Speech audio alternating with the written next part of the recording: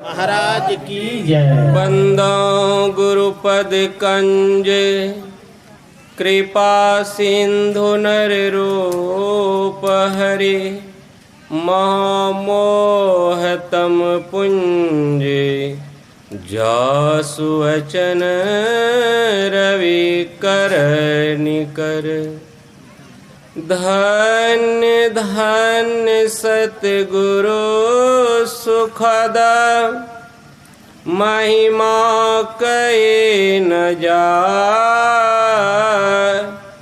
जो कुछ कहो तुम्हारे कृपा मते कछु न बसै। श्री सद्गुरु महाराज की जय। मंच पर विराजमान गुरु महाराज के श्री चरणों में कोटि सा नमन। मंच पर विराजमान महामहिमावान पूज्य नरेश आनंद जी महाराज के श्री चरणों में कोटि सा नमन। आदरणीय सत्संग प्रेमी आदरणीय माता एवं बहनों, जब मानव का जन्म होता है या पैदा लेता है तो उनके सामने दो ही मार्ग आ जाता है, एक श्रेय का मार्ग और दूसरा प्रय का मार्ग। तो आप लोग कहेंगे श्रेय का मार्ग क्या हुआ और प्रय का मार्ग क्या हुआ। संसार में आकर के जो ध्यान और सत्संग ईश्वर भजन से वंचित रहते हैं, अपात्र मन्य में रमते रहते हैं, उसे हम प्रय का मार्ग कहते हैं।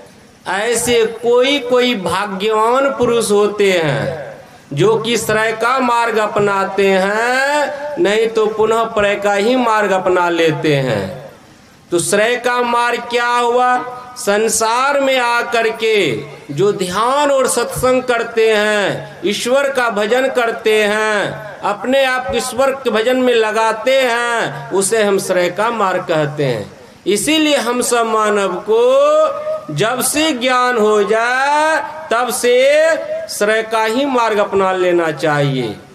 यह हम लोग का मानव का तन मिला हुआ है असल में ईश्वर भजन करने के लिए। 4 खानी है, 84 लाख योनि है, 84 लाख योनि के अंतर्गत यह मानव का तन है। सिर्फ एक घटाएंगे 83,99,999 योनि को पार करेंगे तब मानव का तन होगा या नहीं होगा। कोई टेंडर वहां पर पास नहीं है, कोई टेंडर पास नहीं है। इसीलिए जब से ज्ञान हो जाए तब से ईश्वर भजन में लग जाना चाहिए। मान लिया जाए यह हम लोग का एक मानव का तन जो मिला हुआ है असल में ईश्वर भजन करने के लिए मिला हुआ है। यदि ईश्वर भजन नहीं करेंगे, गफलत में पड़े रह जाएंगे तो क्या होगा? फिर 84 लाख योनि में जाना होगा और भारी दुखों को भोगना पड़ेगा, भारी दुखों को भोगना पड़ेगा। जो मानव के तन में आकर के ईश्वर भजन नहीं करते हैं उनके सामने में जमराज आते हैं और जमराज अपने साथ में ले जाते हैं और बहुत कष्ट होता है उस जीव को। जो भजन करते हैं, मानव के तन में आकर के जो भजन करते, ईश्वर भजन करते हैं, उनके सामने में कौन आते हैं लेने के लिए? अंतिम समय में गुरु आते हैं। अंतिम समय में गुरु आते हैं और शिष्य को अपने साथ में लेकर के जाते हैं। एक बार की बात है, एक बार गोरखनाथ जी महाराज जा रहे थे गंगा स्नान करने के लिए।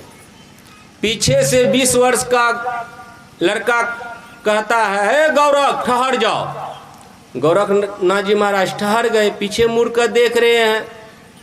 करे छोटा लड़का है, बड़ा टेढ़ा होकर बोल रहा है भाई। इतने वो लड़का नजदीक आ गया, कहा कि मैं काल हूं, तुमको लेने के लिए आए हैं, चलो मेरे साथ। गोरखनाथ जी महाराज ने कहा मेरा मन होगा तो जाएंगे, मेरा मन नहीं होगा तो नहीं जाएंगे। अभी मैं जा रहा हूं, गंगा स्नान करेंगे, पूजा पाठ करेंगे, सत्संग करेंगे। काल फिर क्या कहता है, तुमको बहानाबाजी करने से काम नहीं चलेगा, तुमको हम लेने के लिए आए, तुम मेरे साथ चलो। गोरखनाथ जी महाराज ने कहा तुमको जितना प्रयत्न करना है कर लो, फिर भी हम तुम्हारे साथ जाने वाला नहीं है। फिर गोरख और काल की संवाद है। काल क्या कहता है, काल ने कहा उठत मारू बैठत मारू मारू जागत सूता, तीन लोक से रहू न्यारा, कहाँ रे गोरख अवधूता। तीन लोक से न्यारा रहोगे, कहाँ रहोगे गोरख अवधूता। काल क्या कर रहा है, उठत मारू बैठत मारू मारू जागत सूता, उठा रहेगा बैठा रहेगा, तीनों लोक मेरा ही राज है, कहाँ में तुम रहोगे गोरख।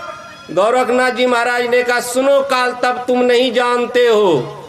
उठत सुमरुत बैठत सुमरुत सुमरुत जागत सूता, तीन लोक से रहू न्यारा, कहाँ रे गोरख अवधूता। चलते समय ईश्वर का भजन करता रहूंगा, सोते समय ईश्वर का भजन करके सोऊंगा। तुम्हारा राज तो तीनों लोक तक है, हम तीनों लोक से न्यारा रहेंगे। क्या तुम्हारा वहां दाल भी गल सकता है। फिर काल ने कहा, क्या कर रहा है काल, धरती आकाश मिट जाएंगे, धरती आकाश मिट जाएंगे, मिटेंगे मेरू कैलाश, एक में एक हो जाएंगे, तो कहाँ में रहेंगे हरि के दास।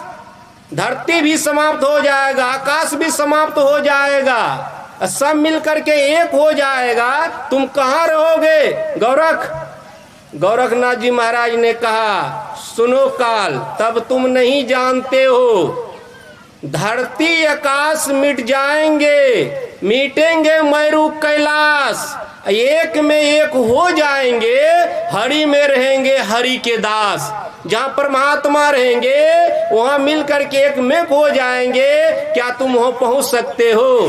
फिर काल क्या कर रहा है, तुमको लगता है गुरु के ऊपर पूरा पूरा विश्वास हो गया है, अब की बार मैं तुम्हारे गुरु को ही बांध लूंगा, तुम्हारे गुरु को ही मैं बांध कर लेकर चला जाऊंगा।